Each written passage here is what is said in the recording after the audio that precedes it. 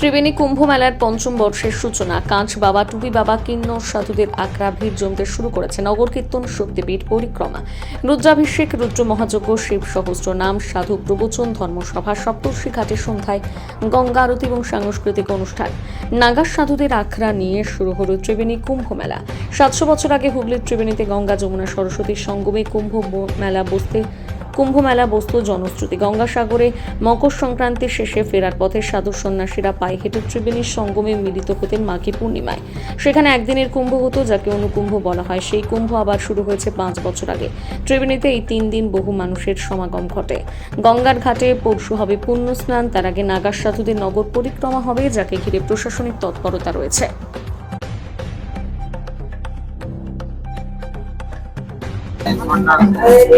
मैं प्रकाश महाराज संघ अयोध्या धाम से यहाँ आया हूँ। मैं 3 साल से यहाँ आ रहा हूँ। यहाँ का व्यवस्था जो होता है सभी हर साल ही ठीक रहता है। इस साल भी ठीक है, लेकिन साधु संत थोड़ा कम आए हैं, लेकिन आ रहे हैं। अभी तो कल से स्टार्ट होगा, इसलिए आशा है कि कल तक पूरा साधु संत हो जाए। और यहाँ का खाने पीने की व्यवस्था व रहने का व्यवस्था बहुत अच्छा है। क्या नाम है आपका? संत श्री प्रकाश महाराज, अयोध्या धाम। কুম্ভ, যেটা আগেই বলা হয়েছে, একটা আধ্যাত্মিক সঙ্গম স্থল। এখানে সাধু সন্তদের নিয়ে যে অনুষ্ঠানটি হয়, এটা একটা, যেটা কুম্ভ সংক্রান্তি, এটা খুবই পবিত্র দিন। এই দিন মহাকবি তুলসীদাসের মতে এখানে শুধু শারীরিকভাবে মানুষ উপস্থিত নেই, এখানে দেব দেবী এবং ঋষিরা অবস্থান করেন। তার ফলে একটা আধ্যাত্মিক একটা ঊর্জার তৈরি হয়। সেটা তো হবেই, সেটা আমরা করি না করি, সেটা তারা আসবেন, তারা সাধু সন্তরা আশীর্বাদ দেবেন, সেটা একটা দিক। দ্বিতীয় হচ্ছে যে বাংলার যে ইতিহাস, বাংলার যে ভুলে যাওয়া ইতিহাস, সেটা আমরা এটার মারফতে খানিকটা উদ্ধার করতে পারছি এবং জনসমক্ষে নিয়ে আসতে পারছি। তার সঙ্গে আর একটা জিনিস যেটা আমরা করছি, যে বাংলার যে সমস্ত সংস্কৃতি, নৃত্য, সঙ্গীত, বিভিন্ন রকম পটের গান, এগুলো যে হারিয়ে যাচ্ছে আস্তে আস্তে, আমরা তাদের সেই সমস্ত শিল্পকে আবার ফিরিয়ে আনার চেষ্টা করছি। আমরা অনেকখানি সফল হয়েছি। আমরা দেখছি যে বহু সোশ্যাল মিডিয়াতে বহু জায়গা থেকেই আমাদের এই কুম্ভের কথা বলা হচ্ছে। এবং 23 সালে আমাদের মাননীয় প্রধানমন্ত্রী নরেন্দ্র মোদীজি যখন মন কি বাতে বলেছিলেন এই কুম্ভের কথা, তখন থেকেই এই ত্রিবেণী বিশ্বের মানচিত্রে স্থান পেয়ে গেছে। তো আমরা কোনো বিশেষ প্রচার করি না, প্রচার ছাড়াই মানুষ আসেন এবং এবারও আশা করছি অনেক মানুষ আসবেন। হয়তো আজকের প্রথম দিন দেখা যাচ্ছে অত বেশি মানুষ আসেননি, কিন্তু আমার খুবই দৃঢ় ধারণা আগামীকাল এবং পরশু লক্ষ লক্ষ মানুষ আসবে। আমি কামাখ্যা থেকে এসেছি, জুনাকড়া। মা কামাখ্যা দোয়ার আশীর্বাদে আমি কাজের সঙ্গে যুদ্ধ করি, আর কাজ পাও দিয়ে কাজ ভাঙি পুরো করে দিই। আমি এটা মা কামাখ্যার আশীর্বাদে সাধনা করি। এবং নমো নারায়ণ। এটা আমি করছি আপনার মোটামুটি 4 থেকে 5 মাস হল। এটা সাপের সঙ্গে যদি যুদ্ধ করতে, এখন একটা সাপ পড়ে আছে, 60 হয়ে ঘুমিয়ে আছে, আমি জঙ্গলের মধ্যে আমি চলে যাচ্ছি হেঁটে, আমি ওকে খেয়াল করিনি। ওকে যদি এরকম করে আমি পাড়া দিলাম, ও তো আমাকে কামড় দিবে। এটাও তাই, হঠাৎ করে যদি একটু ছোট্ট করে ঢুকে যায়, সেটা আমি কিছু করার নেই। আমার এটা আমি সাধনা করছি না, এটা সাধনা, মায়া ত্যাগ সাধনা। এটা আমি সাধনা করছি কাচের উপরে। কোথায় কোথায় গেছেন আপনি? মানে আমি কুম্ভ গেছি, বাবুঘাট করেছি, জয়দেব মেলা করেছি, আরো মেলা। হ্যাঁ, প্রথম বলতে 2 বছর ধরে করছি এখানে। এই বছর কাজ বাবা করেছি, এই বছর কাজ বাবা। আগের বছর এমনি নাগা হয়ে বসেছিলাম, ডিঙ্গুটি পরে বসেছিলাম। আমার ছিল জোগাড় করতে হয়, এই যে জোগাড় করেছি, এই কাজটা এখন ভাঙবো, আবার পায়ে নেবো, পায়ে ভাঙছি, দেখতে পেয়েছেন, পায়ে গুঁড়া করছি। এটাই আমার সাধনা। কি নাম আপনার, কি নাম? দুলাল নান গিরি, দুলাল নাথ गिरी। दुलाल नंद गिरी, दुलाल नंद। शादी आता हूँ और गुरु महाराज की कृपा से अच्छा ही होता है, पर जो इन लोगों ने सोच रखा है वो भी अच्छा होगा। और इस बार तो मैं सुन रहा हूँ कि मोदी जी का बहुत जोर है और जोर शोर से वो आने की सोच रहे हैं। और अभी देखो क्या होता है। वैसे इस बार मेरा पूरा प्लान है कि बंगाल में बाबा जी मोदी जी आएंगे जरूर और बड़ी कृपा होगी, बाबा की आनंद होगा। और अभी जो है, अभी तो बाबा लोग आए नहीं है और आएगा नागा बाबा बहुत अभी होगा, अब जाके कहीं मेला पूरा भरेगा। अभी 13 को पहला स्नान है, उसके बाद फिर हम स्नान करके जहाँ आएंगे यहाँ पे भोजन पानी होगा। 13 को हमारा विदाई हो जाएगा, 13 को हम चले जाएंगे अपनी अपनी जगह पे। हम लोग केदारनाथ रहते हैं बेटा, बर्फ के अंदर। बर्फानी बाबा है हम लोग, नागा बाबा बर्फानी बाबा है। हम लोग आनंद लेते हैं, कंदराओं में गुफाओं में बैठ के भजन करते हैं, आनंद में सब जिंदगी है। संसार में तो घूमने के लिए एक बार महीना मिलता है, बाकी तो बाबा के चरणों से लगे रहते हैं। और भाई बाबा के केदारनाथ में यहाँ का व्यवस्था कैसा है? व्यवस्था तो अच्छा ही है, जैसा हर साल का वैसे ही है, कोई बदला तो है नहीं ना कुछ, कोई वैसा कोई वो देख रहे हैं। और दूसरी बात एक हो रहा है कि छत के ऊपर छाया नहीं करा, वो इतना जगह खराब है, देखो आप सामने है। ये भी तो सोचना चाहिए, थोड़ा सुविधा जो है करेगा तो ये भी कोई आएगा। गंगा सागर में गया है? गंगा सागर में गया, बाबू घाट गया, सागर गया, फिर उसके बाद अभी इधर है। और गाड़ी से चलता हूँ मैं, वो गाड़ी खड़ा है मेरे सामने सफेद वाला। अच्छा, ऐसा बाबा है, नागा बाबा, दिगंबर बाबा। आपका सर पे जो टोपी है ये सर का ताज है बाबा का, चरणों का, वो केदार बाबा का। अच्छा, उनके चरणों का धूल है ये सब, उसके लिए रखा है। क्या क्या पहना है आप? हम बहुत कुछ पहनता है, 108 श्रृंगार करता है। नागा बाबा है ना, कुछ भी कर सकता है, हम ऐसा बाबा है। आपका गाँव शरीर में क्या क्या पहना है? सब माला मूला कंठी है सबका, बाबा का गुरु लोगों को दिया हुआ प्रसाद है, और क्या पहना है। और आश्चर्य का विषय कौन है? आश्चर्य जो विषय हमारा वो दत्तात्रेय भगवान है हमारा, सन्यास का दत्त भगवान। और कितने बाबा आएंगे? और अभी आएंगे जो देखो, अभी कल तक आने के विचार है, शाम तक आ जाएगा बस, उसके बाद तो नहीं। और अभी कहीं कहीं गया हुआ है, सब जगह मेला लगता है, बहुत बड़ा बड़ा जगह। अभी कोई इधर गया तो उधर गया, सब जगह फैला हुआ है। यहाँ भी 2-3 जगह मेला है, आपके इधर भी। और अपना अभी सबसे यहाँ नेपाल जाता है, नेपाल गया हुआ है। नागा बाबा तो बहुत है, अभी हरिद्वार में भी है, काशी में भी है। ऐसा शुभ नाम बोल दीजिए। नागा बाबा भीमगिरी, केदारनाथ। একটি আধ্যাত্মিক জাগরণ উৎসব।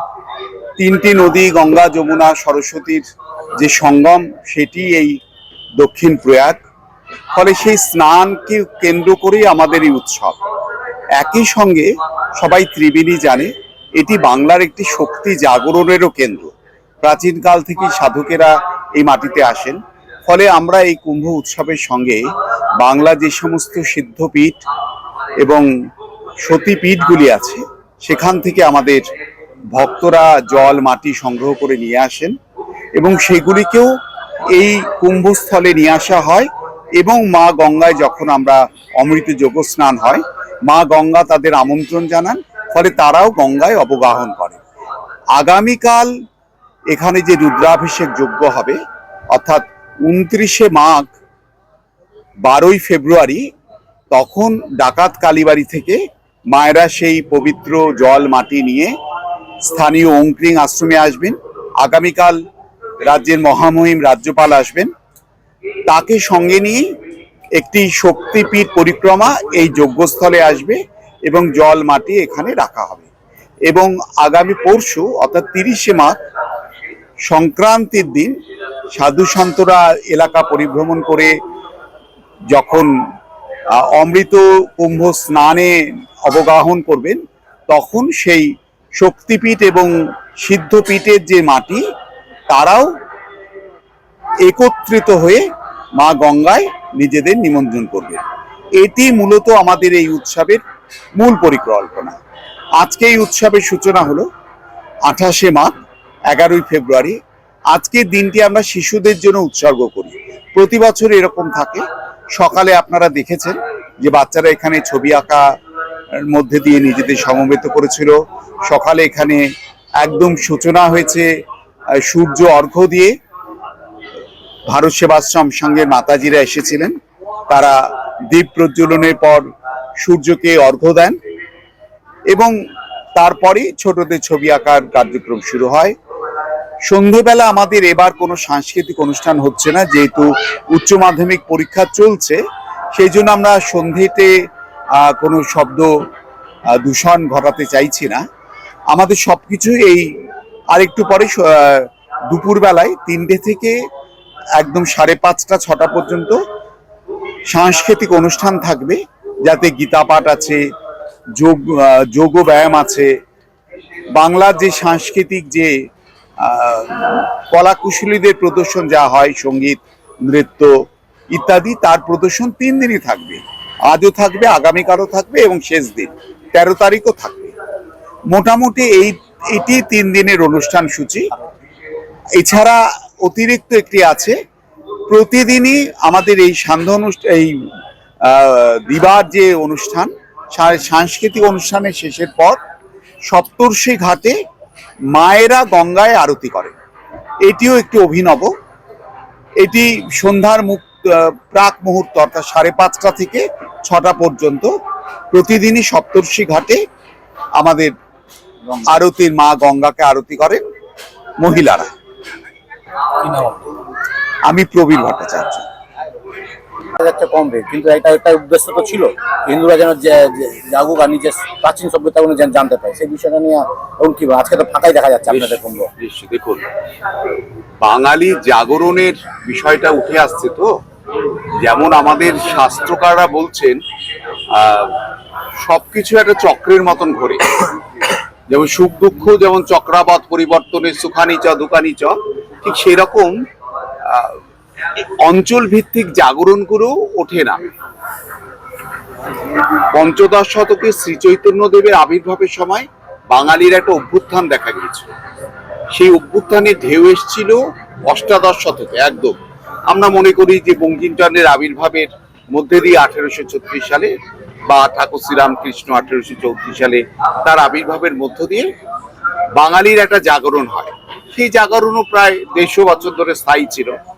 তারপর আবার বাঙালির অনেকটা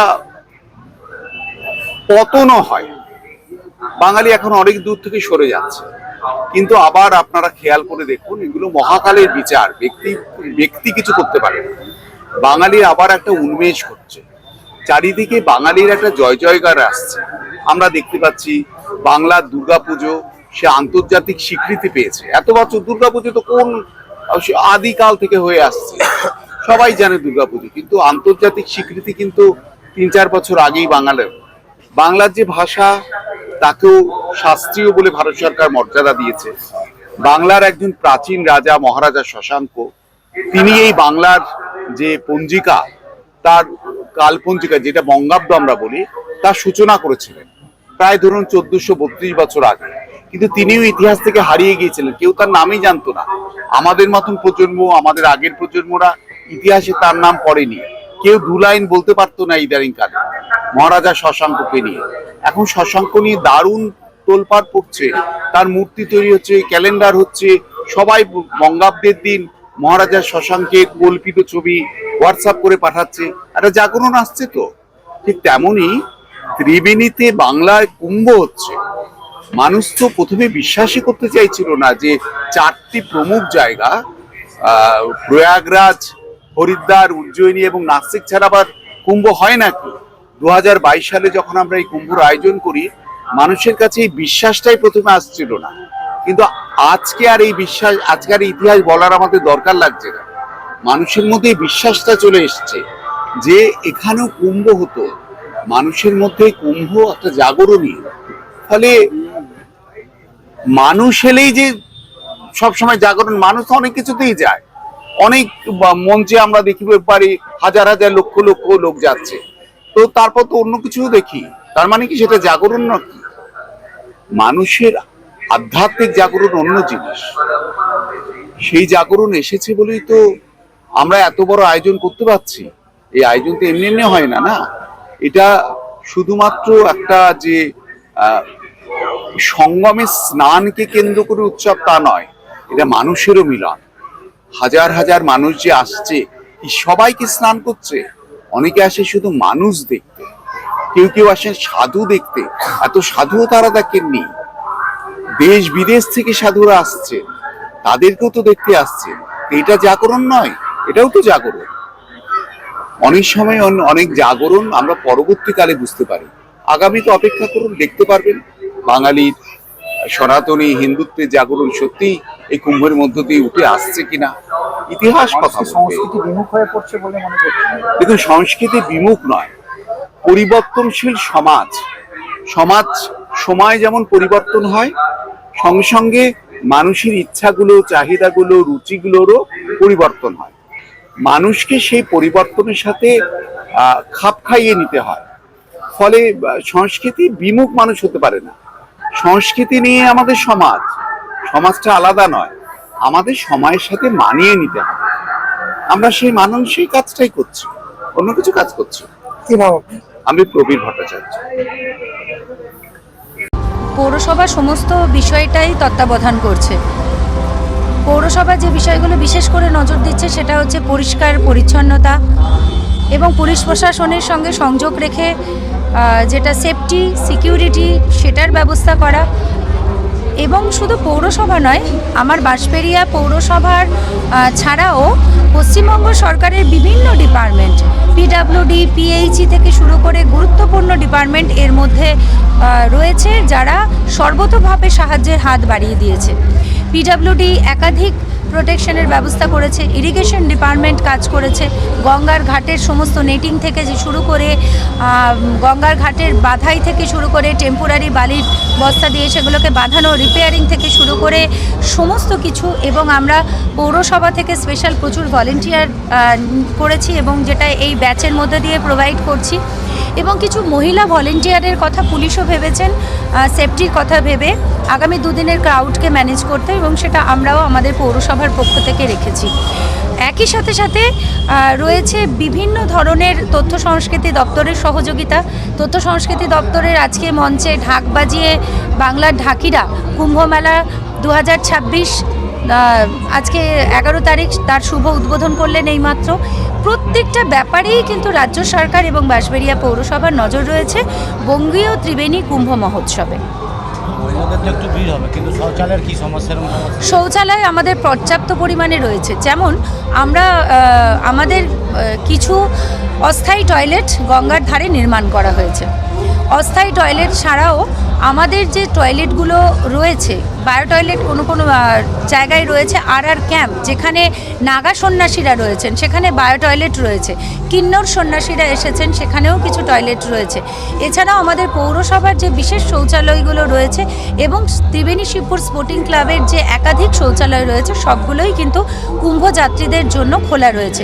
এবং পৌরসভার পক্ষ থেকে বারবার অ্যানাউন্সমেন্ট করা হবে, কাল থেকে, আজ থেকেই অটোমেটিক্যালি অ্যানাউন্সমেন্ট শুরু হয়ে গেছে যে আমরা কোনখান দিয়ে শৌচালয় তারা ব্যবহার করতে পারবেন।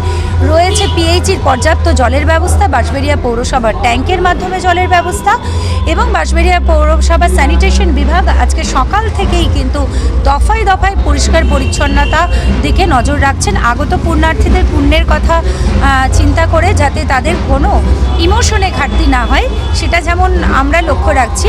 সমস্ত দর্শনার্থীদের ত্রিবেণী মহাকুম্ভে স্বাগত জানাই এবং সাথে সাথে পরিচ্ছন্নতার জন্য নির্দিষ্ট পাত্রে ফুল ফেলা এবং গঙ্গায় কোনো বজ্র বিসর্জন না করা, এইগুলোর ব্যাপারেও একটু সোচ্চার হতে, মানে এগুলোর ব্যাপারে একটু বিশেষ নজর দিতে পুণ্যার্থীদের অনুরোধ করছি। আমরা নিয়ন্ত্রণ করছি। আমাদের সমস্ত অনুষ্ঠান কিন্তু 5:30টার মধ্যে ক্লোজ হয়ে যাচ্ছে এবং আগামী 3 দিনের মধ্যে কোনো উচ্চ মাধ্যমিক পরীক্ষা আগামীকাল থেকে শুরু হচ্ছে, কিন্তু তারপরেই কিন্তু আবার পরীক্ষা নেই। তো তারপরেও আমরা সাউন্ড সিস্টেম বা সমস্ত কিছু নিয়ন্ত্রণে রাখব এবং